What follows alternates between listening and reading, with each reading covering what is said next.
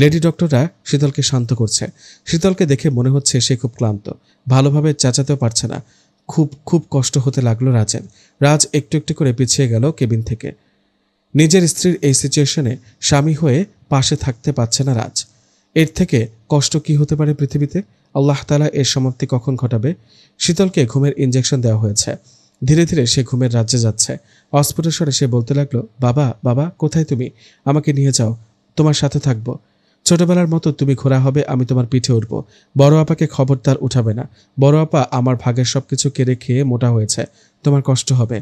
এদিকে রাজ কেবিনের বাহিরে জানালার পাশে মরার মতো করে দাঁড়িয়ে আছে সকাল থেকে।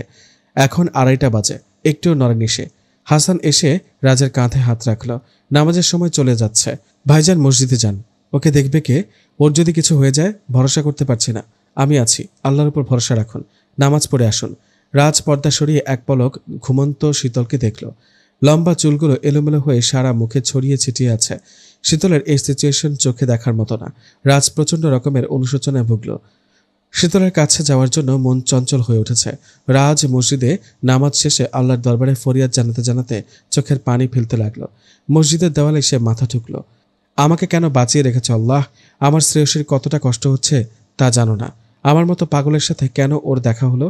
কেন ওর বিয়ে হলো? ওর জীবনটা নষ্ট করে দিয়েছি, ওকেও আমার মতো পাগল বানিয়ে দিয়েছি। কেন কেন কেন? রাজ আল্লাহর নামে গরিব দুঃখীদের মাঝে দান খয়রাত করে আসরের নামাজ পড়তে পড়তে আরেক দফা ফরিয়াদ জানালো আল্লাহর কাছে। যে কোনো সমস্যা, বিপদ আপদ এবং দুঃখ কষ্টের সহজ 5টি আমল করুন। নাম্বার 1, রাসূলুল্লাহ সাল্লাল্লাহু আলাইহি ওয়াসাল্লামের ওপর দরুদ পাঠ করা। একজন সাহাবী নবীজিকে বলেছিলেন তার উপর প্রচুর দরুদ পাঠ করবেন। তখন নবীজি তাকে বলেন, যদি তুমি তাই করো তবে তোমার সকল চিন্তা ও উৎকণ্ঠা দূর করা হবে এবং তোমার পাপসমূহ ক্ষমা করা হবে। তিরমিজি শরীফে হাদিস নাম্বার 4549। এই হাদিসটি সহিহ। নাম্বার 2, ইস্তেগফার, ক্ষমা প্রার্থনা করা। রাসূলুল্লাহ সাল্লাল্লাহু আলাইহি ওয়াসাল্লাম বলেন, যে ব্যক্তি নিয়মিত ইস্তেগফার করবে তার সব সংকট থেকে উত্তরণের পথ বের করে দিবেন আল্লাহ তাআলা। সব দুশ্চিন্তা মিটিয়ে দেবেন এবং অকল্পনীয় উৎস থেকে তার রিজিকের ব্যবস্থা করে দিবেন। আবু দাউদ শরীফে হাদিস নাম্বার 1520। নাম্বার 3, নফল সালাত আদায় করা 2 রাকাত। মহান আল্লাহ তাআলা বলেন, হে ঈমানদারগণ, তোমরা সবর, ধৈর্য ও নামাজের মাধ্যমে সাহায্য প্রার্থনা করো।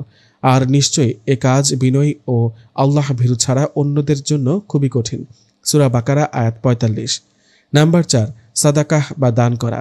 আল্লাহ বিভিন্ন কারণে আমাদেরকে দুঃখ কষ্টে নিপতিত করেন, কখনো পরীক্ষার জন্য, কখনো শাস্তিস্বরূপ। এমতাবস্থায় আল্লাহকে খুশি করার বিকল্প নেই। রাসূলুল্লাহ সাল্লাল্লাহু আলাইহি ওয়াসাল্লাম বলেন, অবশ্যই সাদাকা আল্লাহ তাআলার ক্রোধকে ঠান্ডা করে আর খারাপ মৃত্যুর হাত থেকে রক্ষা করে। তিরমিজি শরীফে হাদিস নাম্বার 1909। নাম্বার 5, দোয়া করা। রাসূলুল্লাহ সাল্লাল্লাহু আলাইহি ওয়াসাল্লাম বলেন, জমিনের বুকে যে কোনো মুসলমান আল্লাহর কাছে কোনো দোয়া করলে, যে দোয়ার মধ্যে কোনো পাপ অথবা আত্মীয়তার সম্পর্ক ছিন্ন করার কোনো দোয়া না থাকে, আল্লাহ তার দোয়া কবুল করবেনই। তাকে তার প্রার্থিত বস্তু দেবেন অথবা তদানুসারে তার কোনো বিপদ কাটিয়ে দেবেন। তিরমিজি শরীফে হাদিস নাম্বার 5/566। অতএব আমাদের জীবনে যে কোনো দুঃখ কষ্ট বিপদ আপদ আসুক, আমরা মোটেও ঘাবড়াবো না। এই আমলগুলো করব আর আল্লাহর নিকট দোয়া করব। ইনশাআল্লাহ সকল সমস্যার সমাধান হবে। রাজ বেশি বেশি দরুদ পাঠ, নফল নামাজ, ইস্তেগফার, সদকা, দোয়া পড়ে আল্লাহর নিকট মনোনিবেশ হলো। মাগরিবের নামাজ পড়ে মরার মতো করে হেলান দিয়ে মসজিদের ভেতর বসে থাকলো রাজ। বসে থাকতে থাকতে ঘুমিয়েও পড়ল। অদ্ভুত এক স্বপ্ন দেখল সে। শীতল সাদা শাড়ি পরে কুয়াশার মধ্যে কোথায় যেন যাচ্ছে। রাজ থামানোর চেষ্টা করলো, শীতলকে বারবার ডাকলো, তবুও শীতল ফিরল না। সোজা কুয়াশার মধ্যে হারিয়ে গেল। আশ্চর্যের বিষয় হলো, রাজ থমকে দাঁড়িয়েছিল। সে এক পাও এগোতে পারেনি, সামনে যেতে পারছে না। আমাকে নিয়ে যাও, তোমার সাথে থাকবো। আমাকে নিয়ে যাও, ছেড়ে যেও না তুমি, ফিরে এসো। রাজ এমনভাবে বারবার বলছিল, চারদিকে ঘন কুয়াশায় ঢেকে গেল। কিছু দেখতে পারছে না সে। বিশাল ধোঁয়াশা, কুয়াশার মাঝখানে একা দাঁড়িয়ে আছে শুধু। রাজ প্রচুর ঘামছে, ভয়ে চুপসে গেল। শীতল, শীতল, শীতল বলে তার অস্ফুট কণ্ঠে আওয়াজ বের হচ্ছে। রাজ কখনো শীতলের নাম ধরে ডাকেনি। সুস্থ হওয়ার পর অনিচ্ছাকৃতভাবে শীতল নাম মুখে নিয়েছিল। শীতল খুব মন খারাপ করেছিল ওকে নাম ধরে ডাকায়। আমাকে নাম ধরে ডাকবেন না, মানুষকে তো নাম ধরেই ডাকে সবাই। না কেন? তুমি কি সবার থেকে আলাদা? সব জেনেও না জানার ভান করা হচ্ছে? মোটেও না। স্বামীরা সবসময় তাদের স্ত্রীদের নিজেদের দেওয়ার নামে ডাকে, তাতে কি? আহা, এতে ভালোবাসা প্রকাশিত হয়, জানা ছিল না। উফ, আপনি সব জানেন। মহানবী সাল্লাল্লাহু আলাইহি সাল্লাম বিবি আয়েশা রাদিয়াল্লাহু তাআলা আনহাকে হুমায়রা, লাল সুন্দরী নামে ডাকতেন। স্ত্রীকে আদুরে গলায় নিজের দেওয়া নামে ডাকা সুন্নাত। আল্লাহ তাআলা স্বামী স্ত্রীদের ভালোবাসা দেখে খুশি হন। রাজ চোখ মেলে তাকালো। সবকিছু কেমন ঘোলাটে হয়ে আছে। ঘোর লাগা চোখে সে অধিক তাকাচ্ছে, অস্থির হয়ে। ইমাম সাহেবের স্পর্শে রাজের ঘোর ভাঙল। ইমাম সাহেব বলল, নিজের স্ত্রীর কাছে যাও বাবা, আর কতক্ষণ থাকবে? স্বপ্ন দেখছিল। এটা খানিকক্ষণ পর টের পেল। রাজ হন্তদন্ত হয়ে মেডিকেলে গেল। ওষুধের ট্রলি নিয়ে যাওয়া হচ্ছিল। রাজের ধাক্কায় ট্রলি উল্টে গেল। ওষুধের শিশিগুলো ভেঙে চুরমার হলো, মেঝেতে মাখামাখি হলো। মাফ করবেন, খেয়াল করিনি। আমার স্ত্রীর কাছে যেতে হবে, ওকে দেখব। শীতল ঘুমোচ্ছে। রাজ বুক ভরে নিঃশ্বাস নিল।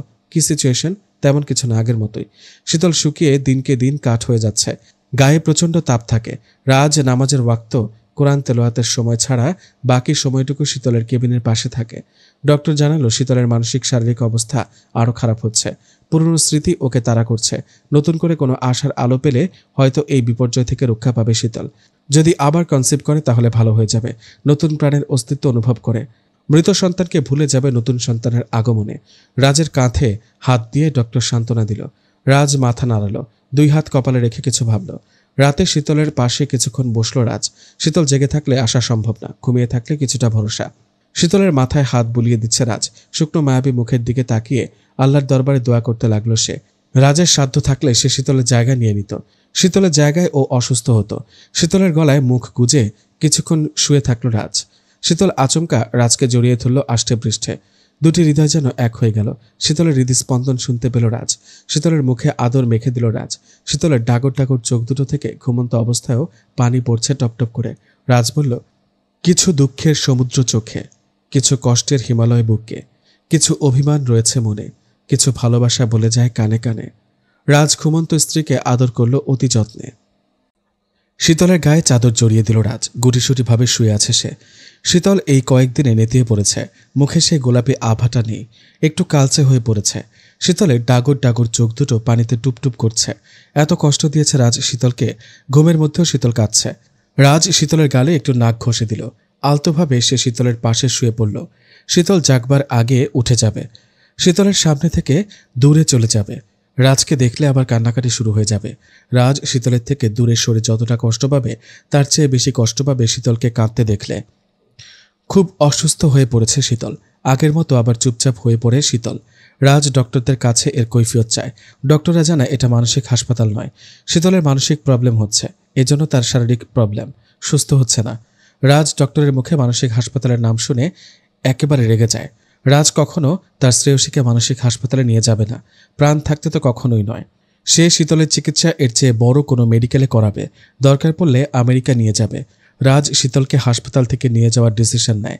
বিশেষজ্ঞ কোনো সাইকিয়াট্রিস্টকে দেখানোর জন্য সে মনোনিবেশ করে। রাজকে মসজিদের ইমাম সাহেব বলেছিল কালোজিরার ঔষধ সেবন করে দেখতে।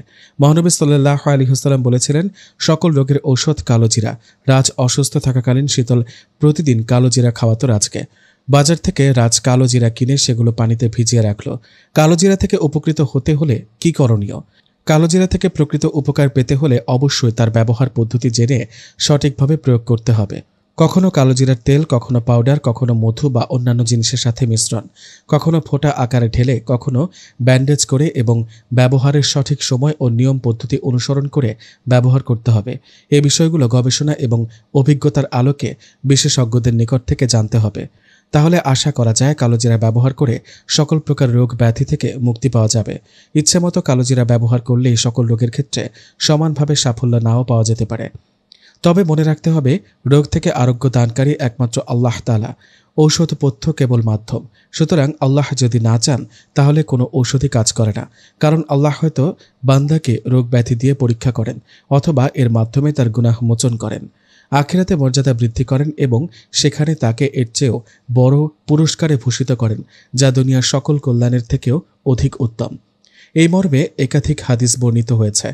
সুতরাং ঝাড়ফুঁক, কালোজিরা, মধু, হোমিওপ্যাথি, এলোপ্যাথি, ইউনানি সকল প্রকার ঔষধ ব্যবহার করে 100% রোগ থেকে মুক্তি পাওয়া যাবে এটা নিশ্চিত করে বলা যাবে না। কারণ আল্লাহ সুবহানাহু ওয়া তাআলা রোগ থেকে মুক্তি দানকারী। এটা একমাত্র তার ইচ্ছার উপর নির্ভরশীল। আমাদের কাজ হবে আল্লাহর উপর ভরসা করা এবং বিভিন্ন পথ্য ও ঔষধ ব্যবহার করা। আল্লাহ চাইলে অবশ্যই সুস্থতা অর্জিত হবে, অন্যথায় তিনি অন্যভাবে বান্দাকে এর বিনিময়ে দান করবেন। এ বিশ্বাস রাখাই মুমিনের কর্তব্য। যেমন জমিনে সঠিক পদ্ধতিতে কৃষিকাজ ও চাষাবাদ করেও অনেক সময় ফসল পাওয়া যায় না, সঠিকভাবে গাছ পরিচর্যা করার পরেও তাতে ফল ও ফুল ধরে না, দাম্পত্য জীবন সঠিকভাবে অতিবাহিত করার পরেও সন্তান ভাগ্যে জোটে না, এলোপ্যাথিক, হোমিও, ইউনানি ইত্যাদি ঔষধ যথার্থ নিয়মে ব্যবহার করার পরেও অনেক সময় রোগ সারে না, কারো উপকার হয়, কারো হয় না। সুতরাং এই বিষয়গুলো সর্বদা মাথায় রাখতে হবে। কিন্তু যথার্থ নিয়মে কালোজিরা ব্যবহার না করার ফলে প্রত্যাশিত ফলাফল লাভ না করলে কোনোভাবেই হাদিসের প্রতি কুধারণা পোষণ করা বৈধ নয়। যদিও ইসলাম বিদ্বেষী নাস্তিকরা এ হাদিসের ব্যাপারে নানা অভিযোগ উত্থাপন করে থাকে। আমরা দোয়া করি আল্লাহ তাদেরকে হেদায়েত করুন, আমিন। বর্তমানে আধুনিক বিজ্ঞান কালোজিরা গবেষণা করে এর মাধ্যমে অনেক রোগের চিকিৎসায় বিস্ময়কর ফলাফল অর্জন করেছে। আশা করি সময়ের ব্যবধানে এর আরও ঔষধি গুণ মানবজাতির সামনে প্রতিভাবাত হবে ইনশাআল্লাহ। উত্তর প্রদানে আবদুল্লাহিল হাদি বিন আব্দুল জলিল মাদানী, লিসান্স, মদিনা ইসলামী বিশ্ববিদ্যালয়, সৌদি আরব। প্রশ্ন: মুহাম্মদ সাল্লাল্লাহু আলাইহি ওয়াসাল্লাম বলেছেন কালিজিরা মৃত্যু ব্যতীত সকল রোগের ঔষধ, তাহলে নিয়মিত কালিজিরা খেলেও রোগ সারে না কেন?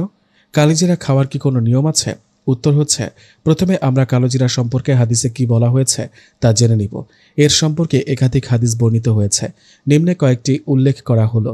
নাম্বার 1, আবু হুরায়রা রাদিয়াল্লাহু তাআলা আনহু থেকে বর্ণিত, তিনি বলেন, নবী সাল্লাল্লাহু আলাইহি ওয়াসাল্লাম বলেছেন, তোমরা এই কালোজিরা ব্যবহার করবে, কেননা এতে মৃত্যু ছাড়া সব রোগের প্রতিষেধক রয়েছে। সুনানে তিরমিজি হাদিস নাম্বার 2048। আবু হুরায়রা রাদিয়াল্লাহু তাআলা আনহু থেকে বর্ণিত, তিনি রাসূলুল্লাহ সাল্লাল্লাহু আলাইহি ওয়াসাল্লামকে বলতে শুনেছেন, কালোজিরায় মৃত্যু ব্যতীত সকল রোগের আরোগ্য রয়েছে। বুখারী শরীফ পর্ব নাম্বার 76 অধ্যায় 7 হাদিস নাম্বার 5688। বুরায়দা রাদিয়াল্লাহু তাআলা আনহু হতে বর্ণিত, তিনি বলেন, নবী সাল্লাল্লাহু আলাইহি ওয়াসাল্লাম বলেছেন, নিশ্চয়ই এই কালোজিরায় আরোগ্য রয়েছে। অন্য বর্ণনায় রয়েছে, তাকে জিজ্ঞাসা করা হলো, কালোজিরা কি? তিনি বললেন, সুনিজ। প্রশ্ন করলেন, কিভাবে তা ব্যবহার করব? তিনি বললেন, 21টি কালোজিরার একটি পুটলি তৈরি করে রাতে পানিতে ভিজিয়ে রাখবে এবং সকালে পুটলির পানির ফোঁটা এই নিয়মে নাসারন্ধ্রে ব্যবহার করবে। প্রথমবার ডান নাকের ছিদ্রে 2 ফোঁটা এবং বাম নাকের ছিদ্রে 1 ফোঁটা, পরের দিন বাম নাকের ছিদ্রে 2 ফোঁটা এবং ডান নাকের ছিদ্রে 1 ফোঁটা, তৃতীয় দিন ডান নাকের ছিদ্রে 2 ফোঁটা ও বাম নাকের ছিদ্রে 1 ফোঁটা। কালোজিরা সম্পর্কে একাধিক বিশুদ্ধ সূত্রে প্রমাণিত রাসূল সাল্লাল্লাহু আলাইহি ওয়াসাল্লাম এর এই হাদিসগুলো অবশ্যই সত্য, এতে সন্দেহের কোনো অবকাশ নেই। কারণ তিনি যা বলতেন আল্লাহর পক্ষ থেকে ওহীর মাধ্যমে বলতেন। আল্লাহ তাআলা বলেন, এবং তিনি মন গড়া কথা বলেন না, এটি আল্লাহর পক্ষ থেকে তার নিকট প্রেরিত ওহী ছাড়া অন্য কিছু নয়। সূরা নাজম আয়াত 3 ও 4। শীতলকে রাজের আনা কালোজিরা খাওয়ানো হচ্ছে প্রতিনিয়ত, পাশাপাশি কালোজিরার বিভিন্ন ঔষধও খাওয়ানো হচ্ছে দেশের এবং দেশের বাহির থেকে। শীতলকে সবসময় ইঞ্জেকশন দিয়ে ঘুম পাড়িয়ে রাখা হয়, এজন্য আরও নিতিয়ে পড়েছে সে। এছাড়া কোনো উপায় নেই। চোখ যতক্ষণ খোলা থাকে ততক্ষণ সে কাঁদতে থাকে, জোরে জোরে গলা ফাটিয়ে আল্লাহকে স্মরণ করে। শীতল ঘুম থেকে উঠে বলল, এখন কটা বাজে? দুপুর 2টা। আমি নামাজ পড়ব অবশ্যই, তবে সুস্থ হলে। এখন তো আপনি অসুস্থ। শীতল ডক্টরের কথা কিছুই শুনল না, সে নামাজ পড়ার জন্য তৈরি হতে লাগলো। নামাজের সময় হঠাৎ মাথা ঘুরে পড়ে গেল, কিছুতেই তাকে উঠানো গেল না। শীতল অনেকটা খামখেয়ালি হয়ে পড়েছে, যখন যেটা মনে পড়ে সেটাই করতে চায়। রাজ এতে বাধা দেয় না, শীতলের খেয়াল খুশি মতো সবকিছু হয়। শীতল একদিন বলল সে তার ময়মনসিংহের গ্রামে যাবে, বাবার কবর দেখবে। শীতলকে না করাতে সে খুব চেঁচামেচি শুরু করলো। স্যালাইন সহ শীতলকে অ্যাম্বুলেন্সে করে গ্রামে নিয়ে যাওয়া হলো। সেখানে রাজ তার শ্বশুরের কবর জিয়ারত করল। রাজ অ্যাম্বুলেন্সের পেছনে নিজেই ড্রাইভ করে এসেছে গাড়িতে। শীতলকে কবর দেখানোর পর হলো আরেক ঝামেলা। কিছুতেই সে কবর থেকে আসে না, সেখানেই নাকি থাকবে। অনেক বুঝিয়ে ঘুমের ইঞ্জেকশন দিয়ে তবেই মেডিকেলে আনা হলো তাকে। রাজ তখন কবরের পাশে জঙ্গলের শিমুল গাছের আড়ালে দাঁড়িয়েছিল। ছুটে যেতে ইচ্ছে করছিল শীতলের কাছে, ওকে বুকে রেখে সান্ত্বনা দিতে ইচ্ছে করছিল। শীতলকে অ্যাম্বুলেন্সে রাখা হলে রাজ শীতলের কাছে যায়, কপালে একটা চুমু দিয়ে জড়িয়ে ধরে, এলোমেলো চুলগুলো কানের কাছে গুজে দেয়, ঘেমে যাওয়া মুখটা মুছে দেয় সযত্নে। অসুস্থ স্ত্রীকে এমন সিচুয়েশনে সে দেখবে এটা ভাবতেই বুক ফেটে যায় তার। সবার ধারণা ছিল মেডিকেলে সজাগ হলেই শীতল চেঁচামেচি করতে থাকবে, কবরের কাছে যেতে চাইবে। শীতল চোখ মেলে তাকানোর পর তেমন কিছু করল না। সবাই ভাবল শীতল ঠিক আছে। শীতল শুধু বলল, আমার ছেলে হয়েছিল না মেয়ে? ছেলে। দেখতে কেমন ছিল? খুব সুন্দর, আপনার মতো সুন্দর। মা এত সুন্দরী তো ছেলে এত সুন্দর হবে না? ওকে কোথায় কবর দেওয়া হয়েছে? লেডি ডক্টর চুপ করে রইল। রাতে ঘটল ঘটনা। শীতল মেডিকেল থেকে পালিয়েছে। রাতে শীতল স্বাভাবিক নিয়মে ঘুমিয়েছে বলেই ইঞ্জেকশন পুশ করা হয়নি। রাজ কেবিনের বাইরে ছিল। জানালার ধারে শীতলকে দেখতে দেখতে চোখ লেগে এসেছিল। রাত ৩টার সময় রাজের ঘুম ভাঙে। বেডের উপর চোখ পড়তেই তার বুক ছটফট করতে লাগলো। শীতল নেই। লেডি ডক্টরগুলো ঘুমোচ্ছে চেয়ারে বসে বসে। সিকিউরিটি গার্ডও ঘুমোচ্ছে। রাজের মাথায় রক্ত উঠে গেল। যতটা না মেডিকেলের ডক্টর, নার্স, সিকিউরিটির ওপর, ততটা নিজের ওপর। কি দরকার ছিল ঘুমানোর? এই কয়দিন তো নির্ঘুমে কাটিয়ে দিচ্ছিল নির্বিঘ্নে। আজ তার চোখে ঘুম এলো কোথা থেকে? রাজ গাড়ি নিয়ে বেরিয়ে পড়ল। কোতোয়ালি থানার ওসি তার পরিচিত ছিল। রাজ রাতে থানায় যেতেই একটা রিপোর্ট লিখল। শীতলকে খুঁজতে কিছু পুলিশ নিয়োজিত করা হলো। রাজ কারো উপর ভরসা না করে নিজেও খুঁজতে বের হলো। 2 ঘন্টার মধ্যে সে ময়মনসিংহের অনেক জায়গায় সার্চ করলো, কিছু বাদ পড়ল না। রাজ গাড়ির সামনে হেলান দিয়ে চোখ বন্ধ করে আছে। অসুস্থ মেয়েটা কোথায় গেল? ক্ষতি হতে পারে। গায়ে স্যালাইন পুশ করা ছিল, সেটা খুলে কোথায় চলে গেল? ও এত রাতে কোথায় আছে? ওর মাথা ঠিক নেই যে নিজের খেয়াল রাখতে পারবে। কতটা বিপদ রাস্তাঘাটে, তার বিন্দুমাত্র রেশ নেই শীতলের। ওসি রাজের কাঁধে হাত লাগল। Don't worry mister Raj, Mrs শীতলকে আশা করি রাতের মধ্যে পাওয়া যেতে পারে। আশা করি মানে? ওকে পেতেই হবে। রাতের মধ্যে ওকে খুঁজে বের করুন। রাজকে হিস্টোরিয়াগত অস্বাভাবিক রোগীর মতো দেখাচ্ছে। নিজের ওপর কন্ট্রোল নেই, নিঃশ্বাস নিতে পারছে না। মিস্টার রাজ, আপনার স্ত্রী বিশেষ কোনো জায়গায় যেতে পারে বলে আপনার ধারণা আছে? এমন কোনো জায়গা আছে যেখানে উনি যেতে পারেন, যেখানে ওনার বিশেষ কেউ আছে? রাজ পাঞ্জাবির হাতা ফোল্ড করল, চোখের পানি মুছে উঠে দাঁড়ালো। কবরস্থানের চারদিক অন্ধকার। ঝিঝি পোকার ডাক শোনা যাচ্ছে। হালকা হাওয়া বইছে, স্তব্ধ পরিবেশ। শীতল নতুন ছোট একটা কবরের পাশে বসে আছে। এটাই তার সন্তানের কবর। একমাত্র বেঁচে থাকার অবলম্বন ছিল তার সন্তান। পৃথিবীর বড় বিষাদ লাগছে। সন্তানের কবরের মাটি নিয়ে আঁচলে রাখছে শীতল। মাটি দিয়ে পুরোপুরি লেপ্টে ফেলেছে নিজেকে। রাজ কবরস্থানের ল্যাম্পপোস্টের পাশে দাঁড়িয়ে আছে। শীতলের কাছে যাওয়ার সাহস নেই। রাজকে দেখলে চিৎকার করে কাঁদা শুরু করবে। একসময় জ্ঞান হারাবে। রাজ এসব দেখতে দেখতে ক্লান্ত। শীতলকে তার জন্য আরও একবারও কাঁদতে দিতে চায় না। রাজকে দেখলে শীতলের পুরনো স্মৃতি মনে পড়বে, কষ্ট পাবে। এরকমটা হতে দিতে পারবে না রাজ। দূরে থেকে শীতলকে কিছু কষ্ট থেকে মুক্তি দিতে চায় সে। রাজ শীতলকে দেখতে থাকলো। শীতল নড়াচড়া করছে না, এক জায়গায় চুপ করে বসে আছে। শীতল অস্ফুট স্বরে শুধু বলছে, দেখো বাবা, আমি এসেছি। তোমার কি ভয় করছে? এত ছোট তুমি, অন্ধকারে ভয় তো করবেই। আমি এসেছি তোমার কাছে, আর ভয় নেই। তুমি আমার সাথে দেখা না করে কিভাবে চলে গেলে? মায়ের সাথে এটা করতে পারলে? কাজটা ঠিক হলো না তোমার। তোমাকে একবার দেখতে না পারার ব্যথা কখনো ভুলবো না। আমরা কত মাস একসাথে ছিলাম, কত স্বপ্ন সাজিয়েছি তোমাকে ঘিরে। তোমার বড়লোক বাবা তোমার গরিব মাকে মানুষ বলে মনে করলো না, শুধু তার প্রয়োজনের মতো ব্যবহার করলো। তোমাকে নিয়ে ছোট্ট সংসার সাজাবো ভেবেছিলাম, যেখানে তুমি আমি থাকবো। তুমি আমাকে আগলে রাখতে, তোমার দুঃখী মায়ের চোখের পানি মুছে দিতে, অনেক ভালোবাসতে আমাকে। আমাদের সংসারে আমাকে একা করে আল্লাহর কাছে চলে গেলে। আমার মানিক রতন বাবা, কেন মাকে ছেড়ে একা চলে গেলে? আমাকে নিয়ে যাও, তোমার সাথে থাকবো। তুমি ছাড়া কেউ নেই আমার। রাতের স্তব্ধ পরিবেশে শীতলের কথাগুলো রাজের কানে বাজছে। রাজ হাঁটু গেড়ে বসে জোরে জোরে নিঃশ্বাস নিল। মাথায় হাত দিয়ে আল্লাহকে উদ্দেশ্য করে বলল, আমার মতো পাগলকে কেন পৃথিবীতে পাঠানো হলো? এ কি হলো আমার দ্বারা? সবার জীবন নষ্ট করে দিলাম, নিজের ভালোবাসাকে অপমান করলাম। ইচ্ছে করে এসব করিনি, কিভাবে যেন হয়ে গেল। নিজের ভুল বুঝতে পেরেছি, এখন আমি সুস্থ, নিজের জ্ঞান আছে। আমি প্রায়শ্চিত্ত করতে চাই। আমাকে বলে দাও মহান আল্লাহ তাআলা, কি করে করব? একটা সুযোগ দাও। আমার শ্রেয়সীকে যতটা দুঃখ দিয়েছি এর চেয়ে কোটি গুণ সুখ দেব। একটাও অভিযোগ রাখবো না। প্রতিটি সেকেন্ড ওর কাছে থাকবো আর তোমার ইবাদত করব। ব্যবসা বাণিজ্য সব বন্ধ, শুধু তুমি আর আমার শ্রেয়সী। লেডি ডক্টর এসে রাজের কোলে তার সন্তান তুলে দিল। এত ফুটফুটে ছেলে কখনো দেখেনি এর আগে সে। মাথার চুলগুলো ঘন কালো, ঠোঁট দুটো তার মতোই লাল টুকটুকে, সাদা ধবধবে গায়ের রং, একদম তুলোর মতো নরম শরীর। দেখে বোঝার উপায় নেই মায়ের গর্ভে মারা গিয়েছে, জীবন্ত দেখাচ্ছে। ছেলেকে কোলে নিয়ে সারা রাত সে বসেছিল। কেউ রাজের কাছ থেকে তার ছেলেকে নিতে পারেনি। পাঞ্জাবের হাতা দিয়ে লুকিয়ে চোখের পানি মুছেছে সে। পুরুষ মানুষরা কখনো কারো সামনে কাঁদে না, শত বিপদেও তাদের নাকি কাঁদতে নেই। শীতল কবরস্থানে চুপটি করে বসে আছে। রাজ ভয়ে ভয়ে শীতলের কাছে গেল। শীতল রাজের দিকে তাকাতে রাজ হাত জোর করে বলল, এক্ষুনি চলে যাব, সামনে আসবো না, দূর থেকে তোমাকে দেখব। রাতে তুমি একা মেয়ে হয়ে কিভাবে নির্জন কবরস্থানে থাকবে? আমি শুধু বসে থাকবো পাশে, একটু বিরক্ত করব না। তুমি তোমার কাজ করো, আমি শুধু বসে থাকব। তোমাকে কবর থেকে নিতে আসিনি। শীতল শান্তস্বরে বলল, বড় আপা ছোট আপা কবর কোনগুলো? বাবা, বাবা কোথায়? রাজ দেখিয়ে দিল। শীতল দূর থেকে দেখে নিঃশ্বাস ফেলল। শীতল এলোমেলোভাবে হাঁটছে। রাজের সাহস হচ্ছে না ধরে নিয়ে যাওয়ার। সে পেছনে হাঁটছে। শীতল পড়ে যাওয়ার সময় তাকে ধরবে এই আশায়। সোজা রাজের গাড়িতে গিয়ে বসলো শীতল। রাজ অবাক হলো। বাড়ি চলুন, আমি বাড়ি যাব। যাচ্ছি এক্ষুনি। কয়েক মিনিট লাগবে। তুমি চোখ বন্ধ করো, চোখ মেলে তাকালে দেখবে আমাদের বাড়ি। আমাদের বাড়ি? হ্যাঁ, আমাদের বাড়ি। বিতাড়িত শয়তান থেকে আল্লাহর নিকট আশ্রয় প্রার্থনা করছি পরম করুণাময় অতি দয়ালু আল্লাহর নামে। হে আমার রব, যদি আমরা বিস্তৃত হই অথবা ভুল করি তবে আপনি আমাদেরকে পাকড়াও করবেন না। হে আমাদের রব, আমাদের পূর্ববর্তীগণের ওপর যেমন বোঝা চাপিয়ে দিয়েছিলেন আমাদের ওপর তেমন বোঝা চাপিয়ে দিবেন না। হে আমাদের রব, আপনি আমাদেরকে এমন কিছু বহন করাবেন না যার সামর্থ্য আমাদের নেই। আর আপনি আমাদের পাপ মোচন করুন, আমাদেরকে ক্ষমা করুন, আমাদের প্রতি দয়া করুন। আপনি আমাদের অভিভাবক। অতএব কাফির সম্প্রদায়ের বিরুদ্ধে আমাদেরকে সাহায্য করুন। সূরা আল বাকারা 286 নম্বর আয়াতের অংশ। শীতল কোরআন তেলাওয়াত করছে। সূরা আল বাকারা পাঠরত অবস্থায় আছে সে। রাজ তার পেছনে বসে আছে। শীতলের আচরণে কিছু বোঝা যাচ্ছে না। চুপচাপ থাকলেও এটা সেটা কাজ করছে। মুখে একটুও ক্লান্তির রেশ নেই, দুঃখী ভাবটাও নেই। একটা ফুরফুরে মেজাজে আছে সে। ভাবটা এমন, অবশ্য রাজের ধারণা ঝড় আসার আগে যেমন প্রকৃতি নীরব হয়ে যায় তেমনটা শীতলের মাঝেও ঘটেছে। কখন যে ঝড় শুরু হবে, সংসারটা ঝড়ে তছনছ হয়ে যাবে। রাজ রুমের এক কোণে অন্ধকারে দাঁড়িয়ে শীতলকে লক্ষ্য করছে। শীতল নামাজ পড়া শুরু করেছে, কোরআন তেলাওয়াত পড়ছে এখন। শীতলের কোরআন তেলাওয়াত পড়া শেষ হলে রাজ বসলো পড়তে। রাতে শীতল বেডে ঘুমোচ্ছে। রাজ সাহস পেল না, সোফায় ঘুমোলো বললে ভুল হবে। সে নজরদারি করছে। শীতলকে এক সেকেন্ডও একা রাখা যাবে না। শীতল ঘুম থেকে জেগে উঠল। কিছু করবে নাকি? বেলকনি থেকে লাফ? রাজ ধরবে নাকি?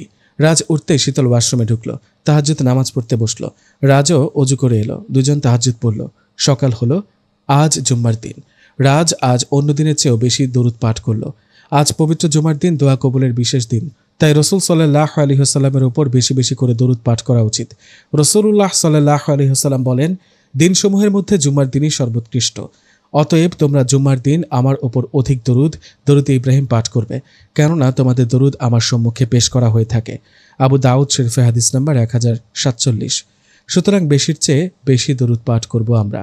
বেশ স্বাভাবিক। শীতল, রাতে কি খাবেন? শীতল স্বাভাবিকভাবে প্রশ্ন করল। তুমি যা খাওয়াবে। শীতল রান্নাঘরে গেল। রাজ রান্নাঘরের বাইরে দাঁড়িয়ে বারবার ঢোকার চেষ্টা করছে, কিন্তু ভেতরে ঢুকতে পারছে না, সাহস হচ্ছে না। ডক্টর বলেছে শীতলকে যেন তার মতো থাকতে দেয়া হয়। আঘাত পেয়ে যেমন সবকিছু ভুলে যায়, তেমন আঘাত পেলেই সবকিছু আবার মনে পড়ে। ভেতরে আসুন। রাজ ধরা খেয়ে একটু লজ্জিত হলো, এমন ভাব করলো। তুমি একা একা রান্না করছো, তাই হেল্প করতে চলে এলাম। অভ্যাস আছে। হেল্প যখন করবেন তখন বাইরে থাকার মানে কি? আপনার বাড়ি, আপনার ঘর, যখন ইচ্ছে তখন ঢুকবেন, বের হবেন। আমার না, বলো আমাদের। বিয়ের পর স্বামীর সবকিছুতে স্ত্রীর অধিকার জন্মে। পেঁয়াজ বাদামি রং ধারণ করছে, আরেকটু তেল ঢেলে দেওয়া হলো তাতে। তুমি কি খাবে? শিং মাছের ঝোল, মেটে আলু দিয়ে। ইয়াস, এই সময় শিং মাছের ঝোল উপকারী। তোমার শরীর দুর্বল, খেলে শক্তি পাবে। কড়াইয়ে পেঁয়াজের সাথে শিং মাছ একসাথে ভাজা হচ্ছে। পরিমাণ মতো মরিচ, হলুদ, ধনেপাতা, নুন দেয়া হলো। কড়াইয়ে ঢাকনা দিয়ে শীতল বলল, আর কিছু বলবেন? তোমার শিং মাছের ঝোল থেকে একটু আমাকে দেওয়া যাবে? আমিও খাবো। কেন? তুমি যেটা খাবে সেটা আমারও খেতে ইচ্ছে করে। শীতল কথার উত্তর না দিয়ে সিদ্ধ মেটে আলু দিয়ে দিল কড়াইতে। আগের মতোই স্বাভাবিকভাবেই রাতের খাবার শেষ করলো শীতল। রাজ খাওয়ার থেকে বেশি শীতলের দিকে লক্ষ্য করলো। শীতলকে লক্ষ্য করা জরুরি। রাতে শীতল রাজের কাছে নিজের ইচ্ছেতেই গেল। মাঝরাত।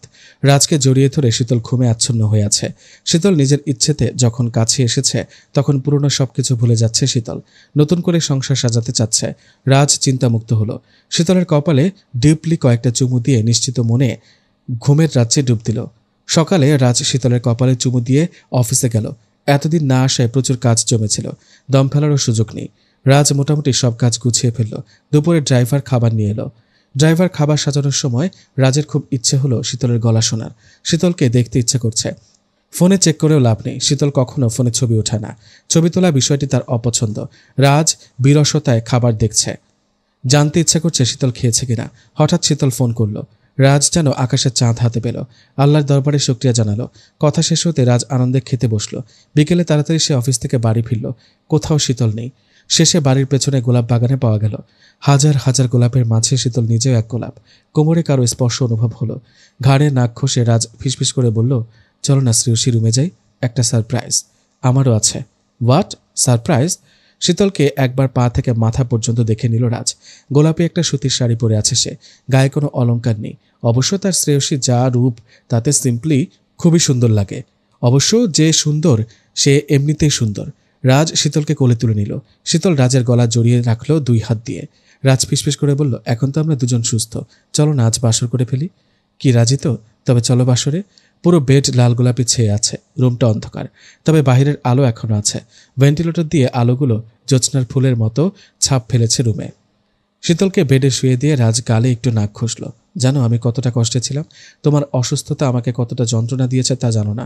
তুমি আমাকে মাফ করতে পারছিলে না, আমাকে দেখতে পারছিলে না, সহ্য হচ্ছিল না আমার তোমাকে। সবকিছুর জন্য আমাকে দায়ী করেছিল। হ্যাঁ, আমি দায়ী সবকিছুর জন্য। আমি অনুতপ্ত। আমি যে পাগল সেটা তো তুমি বুঝো। যখন তুমি আমাকে হত্যাকারী খুনি বলেছিলে তখন কি যে কষ্টের মধ্যে ছিলাম। সব থেকে কষ্ট লেগেছে তোমার মানসিক ভারসাম্য হারানো। তুমি আমার মতো খুব পাগলামি করেছিলে। প্রথমে এভাবে পাগল হতে দেখতে সহ্য হচ্ছিল না। আমি শুধু আল্লাহর উপর ভরসা করেছিলাম। আমি এখন সুস্থ, নো চিন্তা। আমাকে মাফ করেছ? বলো বলো, একবার মাফ করেছ? প্রতিদিন তুমি যত নিঃশ্বাস নাও তার চেয়ে বেশি সুখ দেব তোমাকে। তোমাকে প্রতিটি সেকেন্ড আদর যত্নে ভরিয়ে রাখবো। শীতল অপলক দৃষ্টিতে বলল, করেছি মাফ। দুজনের নিঃশ্বাস পড়ছে দুজনের উপর। ঘোরের মধ্যে আছে তারা। শীতলের গোলাপের পাপড়ির মতো ঠোঁট জোড়া পাখির পালকের মতো তিরতির করে নড়ছে। রেশমি সুগন্ধি চুলগুলো রাজের মুখে উড়ে যাচ্ছে ক্ষণ ক্ষণ নিঃশ্বাসের হাওয়ায়। রাজের নেশা লেগে গেল। মহান আল্লাহ তাআলা কি অপরূপ সৌন্দর্য দিয়ে তার স্ত্রী শ্রেয়সীকে ধরণীতে পাঠিয়েছে। কোটি কোটি বছর যদি একটা মানুষের আয়ু হতো, তাহলে কোটি বছরের আয়ু দিয়ে রাজ শুধু শীতলের দিকে অপলক দৃষ্টিতে তাকিয়ে থাকত। একটু বিরক্ত বা এতটুকুও ভালো লাগা কমতো না শীতলের প্রতি রাজের। কি দেখছেন? আমার অপরূপা শ্রেয়সীকে। আচ্ছা, অন্য স্ত্রীদের দিকেও এভাবে তাকিয়ে থাকবেন? হোয়াট? ওদেরও শ্রেয়সী ডাকবেন? কি বলছো? আমার মতো করে ভালোবাসবেন ওদেরও? শীতলের ওপর থেকে রাজ উঠে বসে পড়ল। কী সব যাতা বলছো? ইসলামে একের অধিক বিয়ের জায়েজ আছে। So what? আপনিও বিয়ে করবেন? তুমি কি বলতে চাও? কি চলছে তোমার মাথায়? ফর গডস সেক, আপনি কি আমাকে তালাক দিতে চান? What do you mean by তালাক? ইংরেজিতে বলে ডিভোর্স, সেটাই মিন করেছি। না, কখনোই না। জীবন থাকতে না। আমিও চাই না। তাহলে এসব বলছো কেন? ঠিক বলছি। তুমি কি সুস্থ আছো? শরীর গরম নাকি? কাছে এসো তো। আমি একদম সুস্থ। আমি আজই চলে যাব। ওয়্যার? গ্রামের বাড়ি। আমার বাড়ি। তোমার বাড়ি তো এটা। গ্রামে কি মায়ের কাছে বেড়াতে যাবে? আমিও যাব, একা ছাড়বো না তোমাকে। দাঁড়াও, রেডি হচ্ছি। শীতল হাত দিয়ে ইশারা করে রাজকে থামালো। আপনি আমার সাথে কোথাও যাচ্ছেন না। যদি আমার পিছু নেন অথবা আটকানোর চেষ্টা করেন তবে এমন একটি জায়গায় লুকাবো কোনোদিনও খুঁজে পাবেন না আমায়। রাজ শীতলের ঠোঁটে আঙুল দিল। শশ, রেস্ট নেবে? কোনো কথা নয়। অসুস্থতার ঘোরে এসব উল্টোপাল্টা বকছ। আমি সুস্থ। সোফায় বসুন। আপনার সব কনফিউশন দূর করছি। দুজনের মধ্যে নীরবতা কাজ করছে। রাজ অজানা আতঙ্কে রয়েছে, শীতল স্বাভাবিক। নীরবতা ভেঙে শীতল বলল, মন দিয়ে শুনুন। শুনছি, বলো। আমাকে আপনার মরহুম বাবা এই বাড়ির বউ বানিয়ে নিয়ে এসেছিল। সংসারের দায়িত্ব দিয়েছিল, আপনার দায়িত্ব দিয়েছিল। আপনাকে সুস্থ করে তোলার জন্যই আপনার স্ত্রী হতে হয়েছিল আমার। আমি গ্রামের গরিব মেয়ে, আনস্মার্ট, বোরিং, ব্যাকওয়ার্ড ধরনের, অতটা শিক্ষিত না। আমি সুন্দরী, সেটা গ্রামের গেও সুন্দরী। শহরের সাথে আমার সৌন্দর্য যায় না। আমার বড় হওয়ার পরিবেশ, চালচলন, আদব কায়দা সবকিছু গ্রাম্য। আমি কখনো পাল্টাবো না, চিরকাল এমন থাকবো। নতুন করে এসব বলছো কেন? তোমার জায়গায় তুমি ঠিক। নিজেকে ছোট করো না। নিজেকে ছোট করছি না, নতুন করে বলে মনে করিয়ে দিচ্ছি। তাতে আপনার সুবিধা হবে। আপনি আমাদের বিয়ের সময় অবুঝ ছিলেন, কিছু বোঝার ক্ষমতা ছিল না। আপনার গার্ডিয়ান ছিল মরহুম বাবা, কিন্তু আমাকে আপনার দায়িত্ব দিয়েছিলেন। আপনি সুস্থ হওয়ার সাথে সাথে আমার দায়িত্ব শেষ। এখন আপনি সুস্থ, সবকিছু বোঝার ক্ষমতা আল্লাহ তাআলা আপনার মধ্যে দিয়েছে। আমি মুক্ত, দায়িত্ব শেষ। হ্যাঁ, তুমি মুক্ত, দায়িত্ব শেষ। তাতে কি হয়েছে? আপনি একবার নিজের দিকে লক্ষ্য করুন, আরেকবার আমার দিকে লক্ষ্য করুন। তাহলে বুঝতে পারবেন আপনার সাথে আমার যাচ্ছে না। আমি বড্ড বেমানান। So what? সবকিছু ভেবে সিদ্ধান্ত নিয়েছি। সেটা কিরকম? আমাদের একসাথে থাকাটা ঠিক না। আমরা কেউ কারো জন্য না। প্রত্যেকের উচিত নিজের যোগ্য অনুযায়ী কাউকে খুঁজে নেওয়া। অবুঝ ছিলেন তাই নিজের যোগ্যতা দিয়ে খুঁজতে পারেননি। আপনাকে সুস্থ করার জন্য আপনার বাবা গ্রাম থেকে একজন সেবা দাসী এনেছিলেন। আপনাকে সুস্থ করার জন্যই যে আপনার জীবনে এসেছিল। তা না হলে আমার মতো মেয়ে আপনার মতো সুপুরুষের স্ত্রী হতো না, এই বাড়ির একমাত্র বউ হতো না। আমি আপনার যোগ্য না। আল্লাহ তাআলা আপনার জন্য আরো ভালো কিছু রেখেছেন। আপনি নিজের পছন্দ মতো যোগ্য অনুযায়ী জীবনসঙ্গী খুঁজে নিন। আমি আজ চলে যাব এই বাড়ি থেকে, সংসার থেকে, আপনার জীবন থেকে। আমার দায়িত্বের সাথে আপনার জীবন থেকে সরে যাওয়ার সময় এসেছে। আমি আপনার যোগ্য না। আমরা হাজার চেষ্টা করলেও সংসার করতে পারবো না, একসাথে থাকতে পারবো না। একসাথে থাকলে তিক্ততা বাড়বে, একসময় তালাক হয়ে যাবে। আপনি না দিলেও আমি দিয়ে দেব। তালাক সর্বনিকৃষ্ট হালাল। সংসার ভাঙন আল্লাহ তাআলা পছন্দ করেন না। তাছাড়া এমন নয় যে প্রথম স্ত্রীকে তালাক দিতেই হবে, তালাক না দিলে দ্বিতীয় বিয়ে করা যাবে না, এমনটা নয়। পুরুষ মানুষ যখন হয়েছেন তখন আজ নয় কাল আবার বিয়ে করবেন। আমাদের বিয়েটা বিয়ে নয়, একটা দায়িত্ব ছিল। আপনার বিয়ের কথা মনে নেই? কবুল কখন বলেছেন সেটাও মনে নেই। আমি আপনাকে দ্বিতীয় বিয়ে করার অনুমতি দিলাম সজ্ঞানে। আমাদের আল্লাহ তাআলার কাছে বিচ্ছেদ হবে না ঠিকই, তবে স্বামী স্ত্রী হিসেবে সংসারও করা হবে না। তেমন কেউ জানে না আমাদের বিয়ের কথা। আজ থেকে শুধুমাত্র আমরা নিজেরা জানবো আমাদের একদিন বিয়ে হয়েছিল। এখনও স্বামী স্ত্রী। দ্বিতীয় বিয়ে করতে পারেন, ভয় নেই, কখনো মত পাল্টাবো না, অধিকার নিয়ে আসবো না, আপনার কোনো সম্পত্তিতে অধিকার খাটাবো না। বেডসাইডে রাখা স্ট্যাম্প পেপারে সিগনেচার করে রেখেছি, প্রয়োজন মতো সুবিধা অনুযায়ী লিখে নেবেন। কখনো সামনে আসবো না, আমাদের সংসার এখানেই শেষ। রাজ এতক্ষণ ধরে শুনে গেল সব, একটা কথাও বলেনি। শীতলের মাথাটা একেবারে নষ্ট। রাজ যদি বুদ্ধিমান পাগল হয় তবে শীতল নির্বোধ পাগল। এক গ্লাস ঠান্ডা পানি নিজে শীতলের দিকে এগিয়ে দিল। পানিটা খাও, মাথা ঠান্ডা করো। গলা শুকিয়েছে নিশ্চয়ই। পানিটুকু পান করে আবার শুরু করলো পাগলামো। কেমন? শীতল তীক্ষ্ণ দৃষ্টি নিক্ষেপ করলো রাজের উপর। আমি সুস্থ। সে তো দেখাই যাচ্ছে। যা বলেছি তা ভেবেচিন্তে বলেছি। ও আচ্ছা, আমি সিরিয়াস। আমিও তো সিরিয়াস। আমি আর থাকবো না আপনার সাথে। স্বামী স্ত্রী একসাথে থাকে, এটাই নিয়ম। তুমি চাও বা না চাও। তালাক হচ্ছে না বলেই আমরা স্বামী স্ত্রী একসাথে থাকতে পারবো, এটা ভাবার কারণ নেই। আমি যখন সব অধিকার থেকে নিজেকে সরিয়ে নিয়েছি তখন শুধু শুধু তালাকের কি প্রয়োজন? স্ট্যাম্প পেপার দেখিয়ে শরীয়ত মোতাবেক বিয়ে করবেন। আমি প্রথম স্ত্রী, আপনাকে দ্বিতীয় বিয়ের অনুমতি দিলাম। শুধু দ্বিতীয় বিয়ে? আরও করবেন? রাজ মাথা চুলকালো। ঠিক আছে, তৃতীয়, চতুর্থ, পঞ্চম, ষষ্ঠ সব বিয়ের অনুমতি দিলাম। খুশি? একদম। তবে তবে সবগুলো বিয়ের কোণে তুমি যেন হও। তোমাকে আমি দ্বিতীয়, তৃতীয়, চতুর্থ, পঞ্চম, ষষ্ঠবারের মতো বিয়ে করে আমার স্ত্রী বানাবো। আপনি আসলে একটা পাগল। পাগল বললে কম হবে, পাগলের শ্বশুর, সাইকো। একদম রাইট, সেটা বুদ্ধিমান সাইকো হবে। তুমি আল্লাহ তাআলার দয়াতে বুদ্ধিমান সাইকোর ওয়াইফ। আল্লাহ তাআলা আমাকে আসলেই দয়া করেছেন। আমার সৌভাগ্য তিনি আমাকে আপনার মতো সাইকোর বউ বানিয়েছেন। আল্লাহকে থ্যাঙ্কস বলো। আসলে না, থাক। কথা বললে কথা কাটাকাটি হবে। আপনার সাথে পারবো না। তার চেয়ে বরং আমি আমার কাজ করি। রাজ সোফায় বসে আছে, শীতলের পাগলামি দেখছে। শীতল তার কিছু জিনিসপত্র গোছাচ্ছে। বেশি কিছু সে বিয়ের সময় আনেনি। যা এনেছে শুধু তাই নিয়ে যাবে, 1 সুতাও বেশি নেবে না। আমি কি হেল্প করব? না ধন্যবাদ। শীতল চেন লাগাতে পারছে না সুটকেসে। একবার, দুইবার, তিনবার, না না, হচ্ছে না। শেষে রাজ এসে লাগালো। তুমি রেডি? একদম। শুধু বোরকা পরব, তারপর তুমি মুক্ত। তোমার ছুটি? জি হ্যাঁ। শীতল বোরকা খুঁজে পেল না। রাজের পুরো বাড়িতে কোনো বোরকার লেশমাত্রও নেই। শীতল রেগে রাজের দিকে তাকিয়ে আছে। রাজ কপাল চুলকাতে চুলকাতে বলল, প্রবলেম হলো বোরকা গুপ্ত স্থানে আছে। যতদিন তোমার পাগলামি বন্ধ হবে না ততদিন বোরকা প্রকাশিত হবে না। এর খেসারত গুনতে হবে মিস্টার রাজ। উফ রাজ, নাম ধরে ডাকলে। আবার বলো, আবার বলো। তোমার মুখে আমার নাম, ভাবা যায়? কি যে মধুর মতো শোনালো। ভালো ভালোই বলে দিন। পাগল ভেবেছ আমায়? গুপ্তধনের কথা কেউ কাউকে বলে পাগল ছাড়া? শীতল সুটকেস নিয়ে লম্বা ঘোমটা দিয়ে চলে যাওয়ার জন্য পা বাড়ালো। রাজ এতক্ষণে জোরে একটা ধমক দিল শীতলকে। তুমি অনেক পাগলামি করেছ। তোমাকে সামলাতে 13টা বেজেছে আমার। তোমার মাথা এলোমেলো, মাথায় রাগ উঠেছে। আমি অন্যায় করেছি। আমাকে মারো, কাটো, ভর্তা বানাও সরিষার তেল দিয়ে, বাট সেটা আমার কাছে থেকে, দূরে গিয়ে নয়। যা করার আমার কাছে করবে। কাছ থেকে শাস্তি দাও। তোমার ট্রিটমেন্ট দরকার, সেটা এই বাড়িতে থেকেই হবে। বুঝেছ? চলো ঘুমোতে চলো। আমি মাথায় হাত বুলিয়ে দিচ্ছি। একদম দূরে থাকবেন। সহজ কথা বুঝতে পারছেন না? থাকবো না আপনার সাথে। আপনাকে মেনে নিতে পারছি না। মন টানছে না সংসার করতে। কারণ আপনারা সবাই মিলে আমাকে আমার জায়গা দেখিয়েছেন বারবার। আমি আসলে কারোরই যোগ্য না। পারবো না আপনার সাথে থাকতে। মন থেকে আপনার সংসার করতে না পারলে পাপ বাড়বে। অলরেডি বহু পাপ হয়েছে আমার দ্বারা, আর বাড়াতে চাই না। মনে এক আর বাহিরে এক, এভাবে সংসার নামের পবিত্র সম্পর্ক নিয়ে খেলা করতে চাই না আমি। শীতল অজুর জন্য ওয়াশরুমে গেল। কথা বলতে বলতে নামাজের সময় হয়েছে। নামাজ পড়েই রওনা হবে। নামাজ পড়া শেষ হতে রাজ শীতলের হাত ধরে বলল, আল্লাহর ইবাদত করলেই জান্নাতে যাবে ভাবছ? আল্লাহর ইবাদত করলেই তো জান্নাতে যেতে পারবো। ভুল ধারণা তোমার।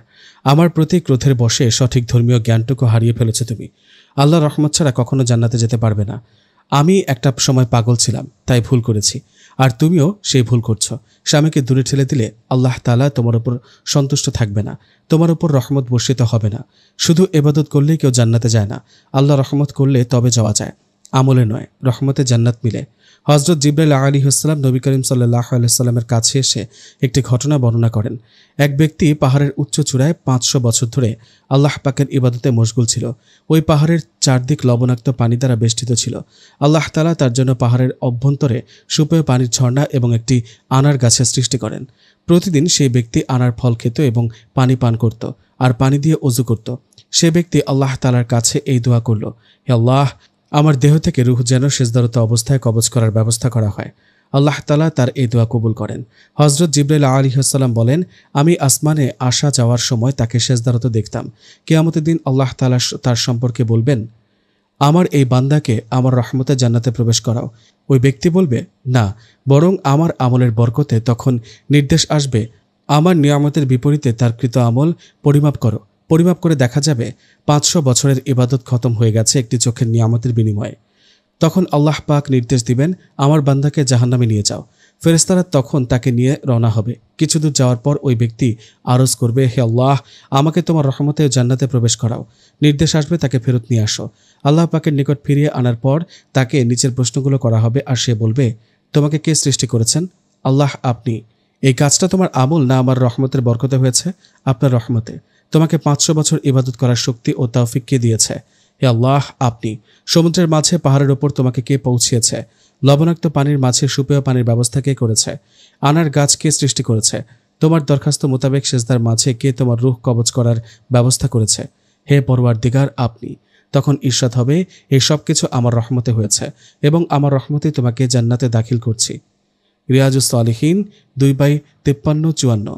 আমাদের মহানবী সাল্লাল্লাহু আলাইহি ওয়াসাল্লাম বলেন, আল্লাহর রহমত ছাড়া কেউ জান্নাতে যেতে পারবে না।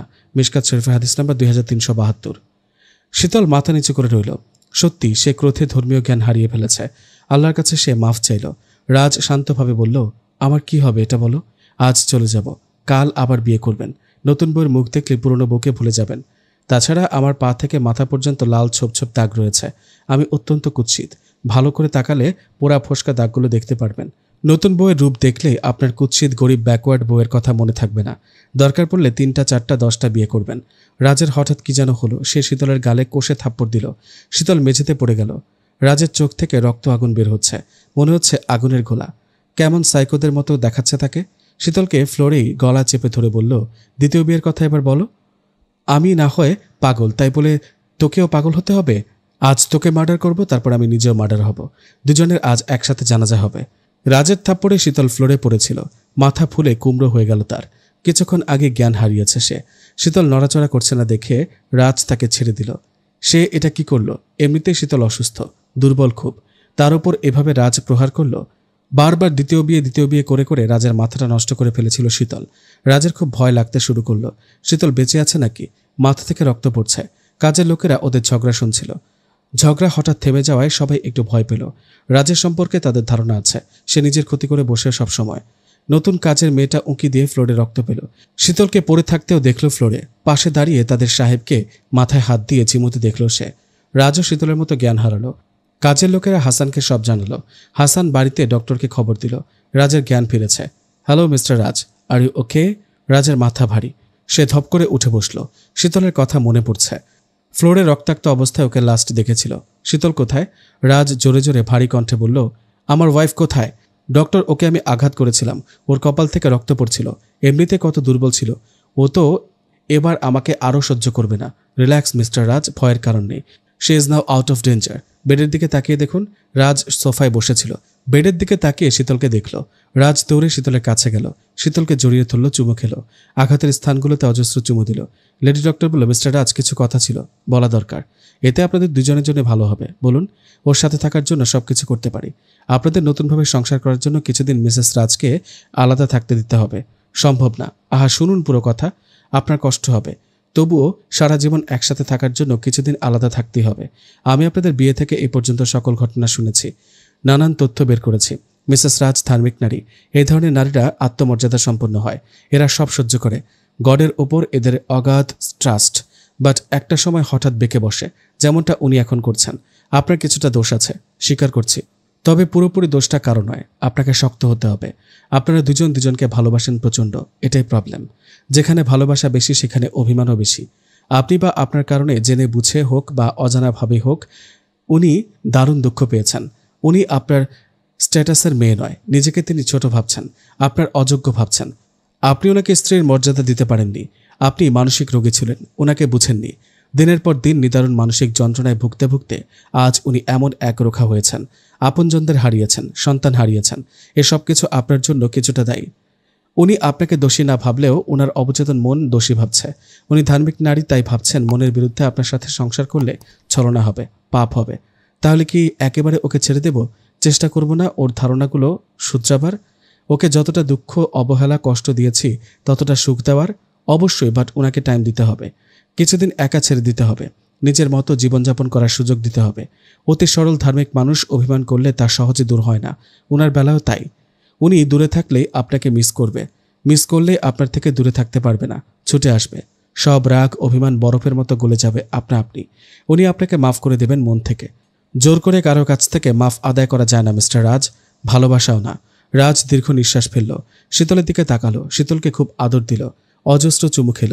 রাজ পকেটে হাত দিয়ে দাঁড়িয়ে আছে, তীক্ষ্ণ দৃষ্টি নিক্ষেপ করছে সে শীতলের উপর।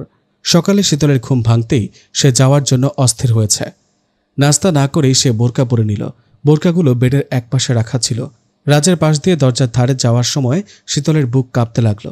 রাজ কিছু বলছে না বলে আরো ভয় কাজ করছে। হঠাৎ রাজ বলল, শ্রেয়সী, জি। নাস্তা খেয়ে নাও, ঔষধ খাও, ড্রাইভার তোমাকে পৌঁছে দেবে। ধন্যবাদ, আমি ট্রেন দিয়ে যাব, সময় হয়েছে তাই খেতে পারবো না। শ্রেয়সী, জি। আঘাতের জন্য মাফ চাওয়ার মুখ নেই আমার, পারলে মাফ করে দিও। যদি পারো বিয়ে থেকে আজ পর্যন্ত যা যা করেছি তোমার সাথে সে সবগুলোর জন্য মাফ করে দিও। আমার কোনো অভিযোগ নেই। শীতল বাড়ির সব কাজের লোকেদের কাছে বিদায় নিল, শুধু রাজ ছাড়া। রাজ ওপর থেকে সবকিছু দেখল। শীতল মেইন ডোরে যেতেই রাজ ডাক দিল। শীতল ভেবেছে তাকে আটকাবে। Ji. Nothing, get out from here. নতুন জীবনের জন্য শুভেচ্ছা। শীতল মাথা নাড়িয়ে চলে এলো রাস্তায়। পেছনে ফিরে তাকালে বা রাজের কাছ থেকে বিদায় নিলে কখনো সে সংসার বা রাজকে ত্যাগ করতে পারবে না। সিএনজি দিয়ে শীতল সোজা স্টেশনে গেল। শীতলের মনে হচ্ছিল পেছনের সিএনজি তাকে ফলো করছে। টিকিট নিয়ে এসে দেখতে থাকলো। টিকিটটা তার মুক্তির সনদ। কামরায় বসে আছে, মনে হচ্ছে এবারও তাকে কেউ লক্ষ্য করছে পাশের কামরা থেকে। শীতলের মা কিছু বলল না একেবারে চলে আসাতে। শীতলের মনে হচ্ছে জানলা দিয়ে কেউ তাকে দেখছে। দু একদিনের মধ্যেই শীতল অনার্স ফাইনাল এক্সাম দিতে আবার ময়মনসিংহে এলো। সিট পড়েছে আনন্দমোহন কলেজে। শীতল তার হোস্টেলের বান্ধবীর সাথে হোস্টেলে থেকে এক্সাম দিল। পড়ার খুব চাপ। শীতলের মনে হচ্ছিল জানলা দিয়ে কেউ তাকে দেখছে। ওই তো ল্যাম্প পোস্টের আলোতে কাউকে দেখা যাচ্ছে। মাঝরাত পর্যন্ত পড়ার পর যখন হোস্টেলের জানালা বন্ধ করতে যায় শীতল, তখন কারো ছায়া দেখা যায় জানালার পাশে ল্যাম্প পোস্টের নিচে। প্রতিদিন এই ছায়া দেখা যায়। হলে যাওয়ার সময় কাউকে সে অনুভব করে। রাজকে একদিনও দেখতে পেল না শীতল। একবারও ফোন করল না রাজ। রাজ যেন ডুব দিয়ে আছে কোথাও। কোথাও চলে গেল নাকি দেশ ছেড়ে? এক্সাম শেষ হতে সে একটা জব পেয়ে গেল বান্ধবীর সাহায্যে। ভালো পোস্ট, হাইফাই স্যালারি। দুই বান্ধবী একসাথে প্রথম দিনে জয়েন দিতে গেল অফিসে। বেশ গোছালো অফিস। জয়েনের দিন বসের সাথে পরিচিত হতে হবে, একজন একজন করে। প্রথমে শীতলের বান্ধবী শিশির গেল দেখা করতে। সে এসে বলল, এমন ভদ্রলোক দ্বিতীয় দেখেনি, খুবই ধার্মিক বিনয়ী। শীতল ভরসা পেল। ডোর নক করল শীতল। বস ইজি চেয়ারে পেছনে ফিরে ফাইল দেখছিল, তাই বসকে দেখা গেল না। হাত দিয়ে ইশারা করলো ঢুকতে। শীতল ভেতরে ঢুকতেই হাত দিয়ে ইশারা পেল বসার। শীতল ইতস্তত করে বসলো, পেছনে তাকালো। দরজা খোলা রেখে এসেছে সে। আধ ঘন্টা হয়েছে, এখনও বস সামনে ফেরেনি, একটা কথাও বলেনি। শীতল বসে থাকতে থাকতে ঘুমিয়ে পড়ল চেয়ারে, টেবিলের গুরুত্বপূর্ণ ফাইলে মাথা রেখে। বস সামনে ফিরে নতুন কর্মচারীকে ঘুমন্ত অবস্থায় দেখে হতভম্ব। বস ফাইলটা নিয়ে ওপর থেকে টেবিলে ফেলে দিল। জোরে শব্দ হলো। শীতল চমকে উঠল। চোখ মেলে তাকাতে লজ্জা করছে। সে বসের সাথে দেখা করতে এসে ঘুমিয়ে পড়ে। ভাবা যায়, প্রথম দিন এমন বেয়াদবি, চাকরির প্রথম দিনই ডিসমিস। শীতল নিজে বস হলে ঘুমিয়ে থাকা কর্মচারীকে ঘাড় ধরে বের করতে দ্বিতীয়বার ভাবত না। কাজে ফাঁকি দেওয়া কোনো বসের সহ্য করা উচিত নয়। না জানি কি ভাববে বস। এটা বাসর ঘর না, আমাদের বাসর রাত নয়। অযথা লজ্জা পাওয়ার কারণ দেখছি না। Look at me. শীতলের পিলে চমকে গেল। এরকম বেহায়া কথা বস বলেছে? শিশির তো বলেছিল বস খুব ভদ্রলোক, ধার্মিক। এই তার নমুনা? অবশ্য একা মেয়ে স্টাফদেরকে পেলেই অফিসার বসদের আসল চেহারা বেরিয়ে পড়ে। What do you think? একটু পর আপনার বাসর হবে না। বাসর কিভাবে হবে সেটা ভাবা বাদ দিন। Look at me. শীতল বসের দিকে তাকালো। অনেকক্ষণ হয়েছে। তীক্ষ্ণ দৃষ্টি নিক্ষেপ করে আছে শীতল। মনে হচ্ছে কেউ তার গায়ে আগুন জ্বালিয়ে দিয়েছে। কি দেখছেন? আমি smart, hero, look, dashing, I know. শীতল তার বড় বড় চোখগুলো আরো বড় করলো। আই নো, আমাকে একবার কোনো মেয়ে দেখলেই প্রেমে পড়ে যাবে। তাই বলে এভাবে তাকাবেন না, আমার লজ্জা লাগছে। ছেলেদেরও লজ্জা ফিলিংস হয়, তার প্রমাণ আমি। I will kill you. আপনি কি ভেবেছেন এসব করলেই আমি আপনার সাথে থাকবো, আপনাকে ভালোবাসবো? নিজেকে খুব চালাক ভাবেন আপনি, পাগল কোথাকার। রাজ এমন ভাব করলো যেন সে চমকে উঠল। তিনবার বলল, হোয়াট হোয়াট হোয়াট? এসব কি বলছেন? What are you talking? এটা অফিস, আমি বস, আপনি একজন স্টাফ, বাকিদের মতো।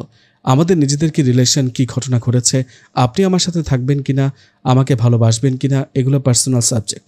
অফিস টাইম আমরা boss and staff. I am your boss, you are my staff. Just mind your language miss বা মিসেস যাই হোক। বাই দ্য ওয়ে, আপনি মিস না মিসেস? মিসেস।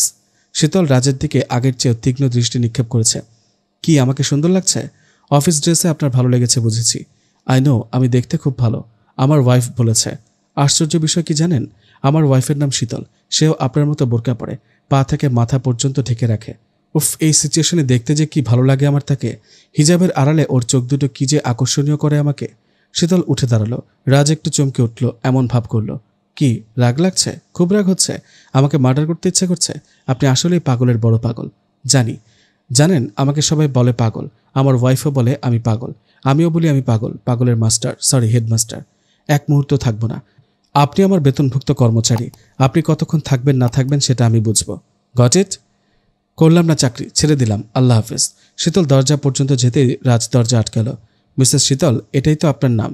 আপনি কিছু ভুলে গেছেন। সব মনে আছে। আমি যাচ্ছি, পথ ছাড়ুন। এখান থেকে বের হলে সোজা হাজতে যেতে হবে। এর মানে? রাজ একটা পেপার ধরিয়ে দিল শীতলের হাতে। কি এটা? পড়াশোনা কিছু হলেও করেছেন নাকি? পড়ে দেখুন। পেপারে স্পষ্ট লেখা আছে 15 বছরের ডিল আছে অফিসের সাথে শীতলের। 15 বছর শীতল রাজের অফিস থেকে যেতে পারবে না। অফিসের বস রাজ যেভাবে যখন কাজ করতে চাইবে শীতলের সাথে সেভাবেই শীতলকে কাজ করতে হবে। পরিষ্কারভাবে শীতল পেপারে নিজের সাইন দেখল। সে নিজ জ্ঞানে এই পেপারে সাইন করেছিল। শিশির করেছিল, তাই সেও করেছিল। শীতলের একটা চাকরির খুব দরকার ছিল। ভালো অফার দেখে কিছু ভাবেনি, চোখ বন্ধ করে সাইন করেছিল। রাজদের সমস্ত বিজনেস তার বাবার নামকরণে। শীতল তার শ্বশুরের নাম জানে না, জানার প্রয়োজন পড়েনি। তাই তো সে রাজের ফাঁদে আটকে গেল। আফসোস, যদি বাবার নামটা জানতাম। কেমন ডোজ দিলাম, আল্লাহ তাআলা আমার সাথে আছেন। শীতল পেপার ছিঁড়ে কুচি কুচি করে ফেলল। তুমি পেপার ছিঁড়ে ফেলেছ?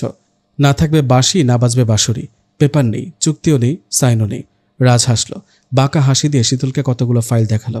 ফাইলগুলোতে তার সাইনকৃত পেপারে অসংখ্য ডকুমেন্ট। ল্যাপটপেও আছে। রাজ এত কাজ করে না। আপনি একটা সাইকো পাগল, মানুষকে ফাঁদে ফেলেন, দুষ্ট লোক। রাজ দরজা ভেতর থেকে বন্ধ করে দিল। নরম রোম্যান্টিক লুক নিয়ে শীতলের দিকে গদগদভাবে তাকালো। শীতল দাঁত কিরমির করে অন্যদিকে তাকালো। রাজ শীতলের খুব কাছে এসে নরম গলায় বলল, বলুন তো মিসেস শীতল, অফিসের গুড লুকিং বসরা তাদের সুন্দর স্টাফদের কেন স্যালারি বাড়িয়ে দেয়? বসকে কিভাবে সমাদর করে স্যালারি বাড়াতে হয় জানেন? আপনাকে খুন করতে পারেন। জানেন, আমার ওয়াইফ আমার কাছে নেই, খুব দুঃখে আছে। কতটা দুঃখে তা দেখা যাচ্ছে। ওয়াইফের যত্নার্থী পাচ্ছি না। সো? শীতল তীক্ষ্ণভাবে তাকালো। সো? যদি একটু ওয়াইফের চাকরিটাও সাথে করতেন। শীতল কিছু বলবে, এই সময় রাজ থামিয়ে বলল, ভাববেন না সুযোগ নিচ্ছি, আপনাকে ঠকাবো।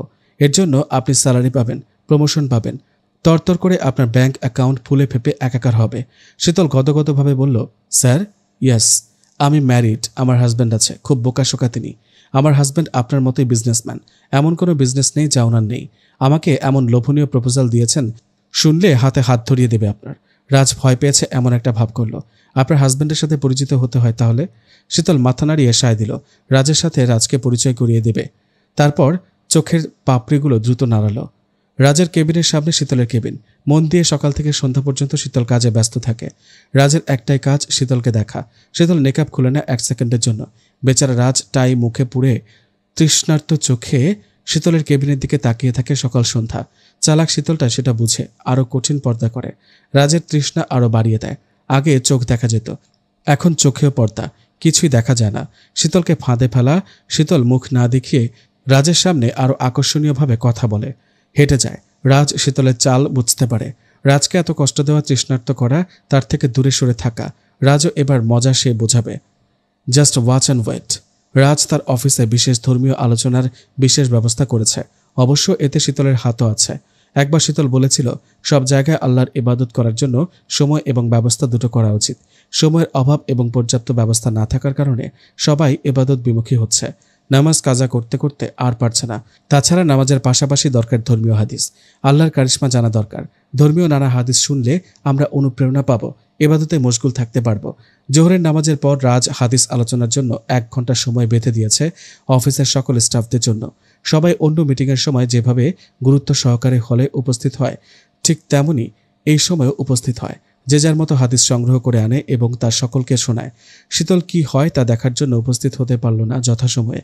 শাস্তিস্বরূপ রাজ তাকে দরজার পাশে দাঁড়াতে বলেছে। শীতলের সাথে অনেকে দাঁড়িয়ে আছে যারা সময়ের সাথে উপস্থিত হয়নি। শিশির বলল, তোরও সেম সিচুয়েশন? মনে হচ্ছে অতটা ভাবিনি। নতুন নিয়ম, অন্য অফিসগুলোতে এমন নিয়ম নেই। দাঁড়িয়ে থাকতে কষ্ট হচ্ছে। কেন, তোর কষ্ট হচ্ছে? নিয়মটা ভালো না? অসুবিধা হচ্ছে?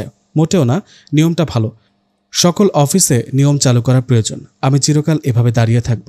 রাজ মাইক্রোফোন দিয়ে দীর্ঘতম একটি হাদিস আলোচনা শুরু করলো। সবাই ডায়েরিতে সেটা নোট করছে গুরুত্ব সহকারে। ঐতিহাসিক আসহাবে কাহাফের ঘটনা ও তার শিক্ষা। সূরা কাহাফের 9 থেকে 26 নম্বর আয়াতে আল্লাহ তাআলা এই ঘটনা আলোচনা করেছেন। তাওহীদের আলোয় পথ খুঁজে পাওয়া একদল যুবকের বিস্ময়কর কাহিনী। ভূমিকা। পবিত্র কোরআনে আল্লাহ তাআলা যে সমস্ত ঘটনা উল্লেখ করেছেন তার প্রত্যেকটি ঘটনাতেই আমাদের জন্য অনেক শিক্ষণীয় বিষয় রয়েছে, কিন্তু আমাদের অনেকেই সেই ঘটনাগুলো এমনভাবে উপস্থাপন করেন যাতে শিক্ষণীয় বস্তুগুলো সুস্পষ্ট হয়ে ওঠে না। বক্তাগণ এ সমস্ত ঘটনা বলে শ্রোতাদেরকে কখনো হাসান, আবার কখনো কাঁদান ঠিকই, কিন্তু যে উদ্দেশ্যে মহান আল্লাহ ঘটনাগুলো উল্লেখ করেছেন সেই সুমহান উদ্দেশ্যগুলো অনেক ক্ষেত্রে অস্পষ্টই থেকে যায়। কোরআনে বর্ণিত আসহাফে কাহাফ বা গুহাবাসীর আশ্চর্যজনক ঘটনাও কোরআনের শিক্ষণীয় ঘটনাসমূহের অন্যতম একটি ঘটনা। আসুন আমরা তাফসিরে ইবনে কাসির ও কাসাসুল কোরআনের আলোকে এই শিক্ষণীয় ঘটনা এবং তার শিক্ষণীয় বিষয়গুলো জেনে নেই। ঘটনা। সে যুগে কোনো এক ঈদের দিন জনগণ মূর্তি পূজার অনুষ্ঠানের উদ্দেশ্যে বের হলো। এতে তারা তাদের মূর্তিগুলোর নৈকট্য লাভের জন্য পশু জবাই বা অন্যান্য যা যা করার তাই করবে, কিন্তু তাদের সম্ভ্রান্ত ও সম্মানিত বংশের একজন যুবক মূর্তি পূজার এই মহড়া কোনো ক্রমেই মেনে নিতে পারছিলেন না। তারা যে সমস্ত কল্পিত মাবুদের উপাসনা করছিল তা দেখে তিনি বিবেকের কাছে থমকে দাঁড়ালেন। সন্দেহ তার মনে ঘুরপাক খাচ্ছিল। তার চিন্তা ও চেতনায় এক নতুন গতির সঞ্চার হলো। তিনি জনসমাবেশে ত্যাগ করে চুপ করে বের হয়ে গেলেন। একটি গাছের নিচে গিয়ে পেরেশান হয়ে বসে রইলেন। কিছুক্ষণ পর তার মতোই আরেকজন যুবক এসে তার সাথে বসে পড়লেন। তার মনেও একই সন্দেহ। এক এক করে 7 জন যুবক এসে একত্রিত হলেন।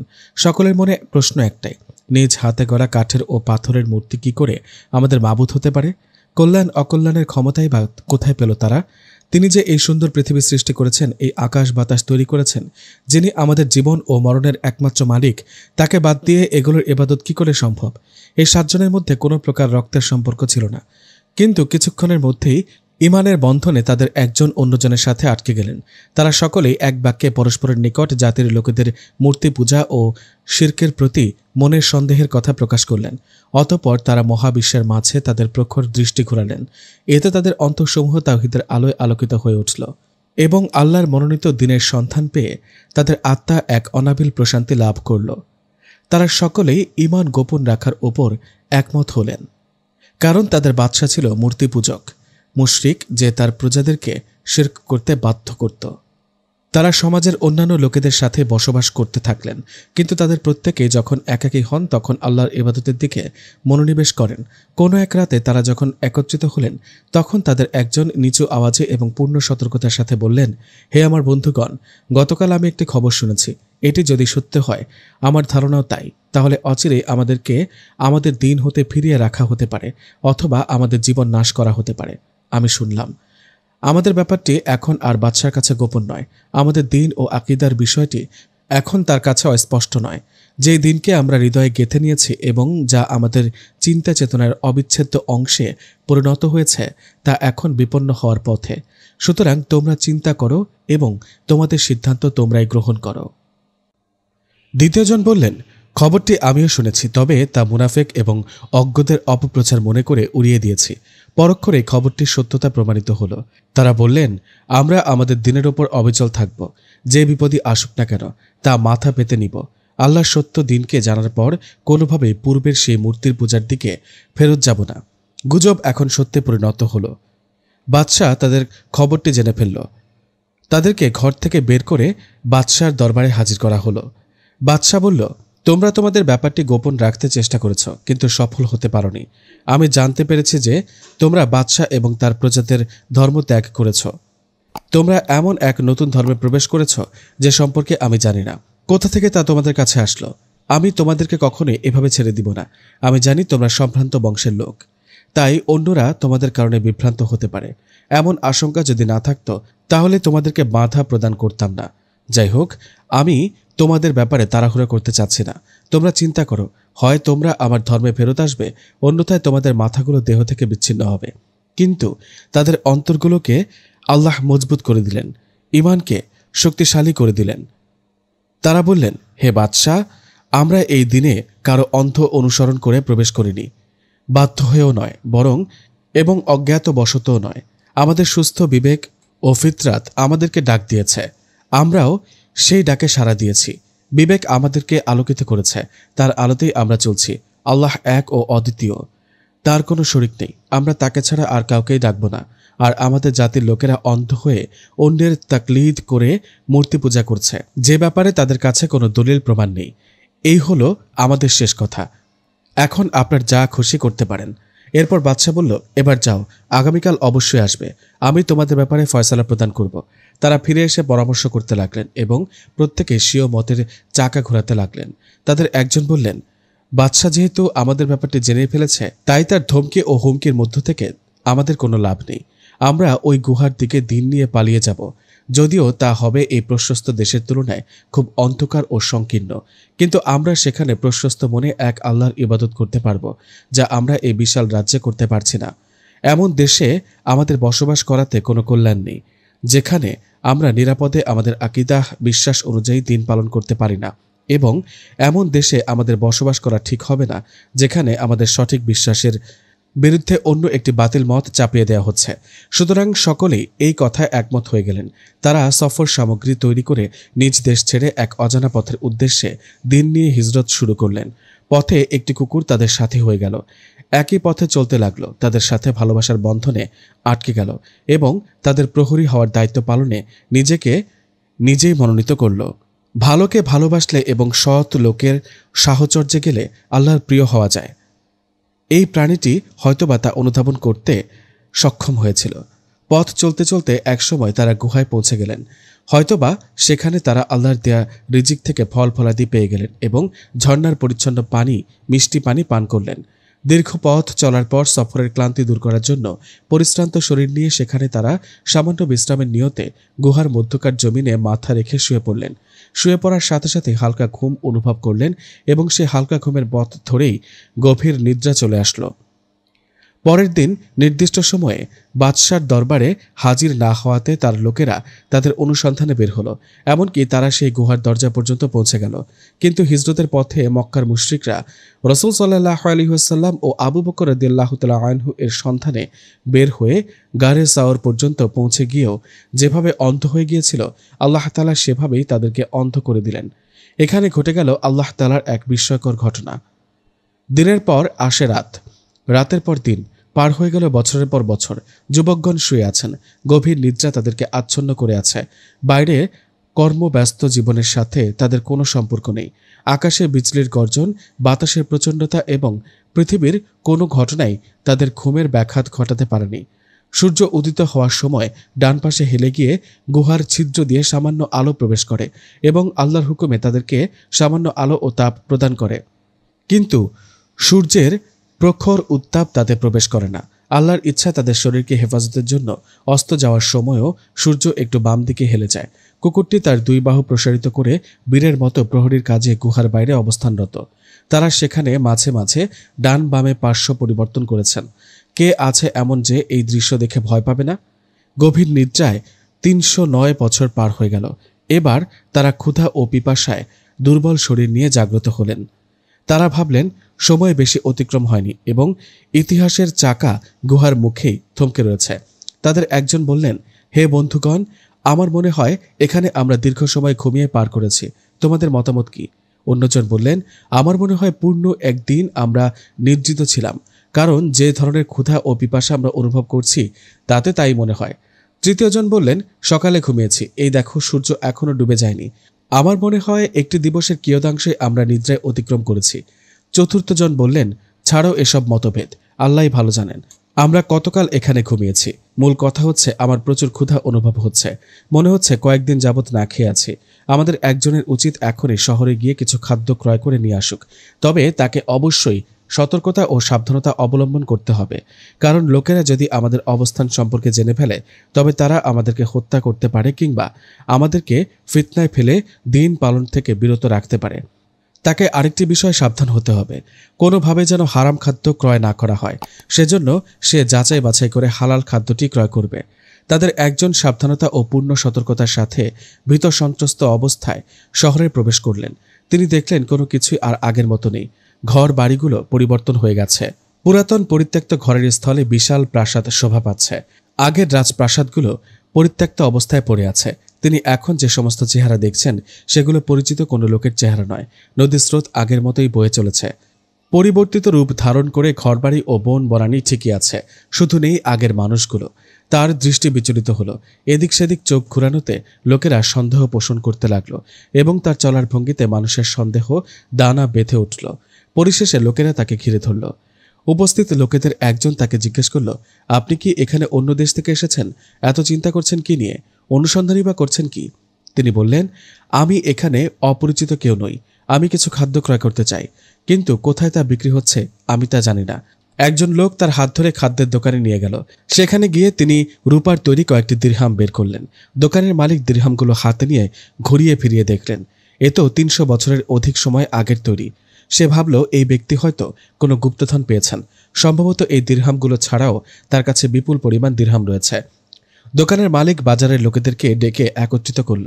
এবার গুহাবাসী লোকটি বললেন, হে লোক সকল, দেখুন, আপনারা যা ভাবছেন বিষয়টি আসলে তেমন নয়।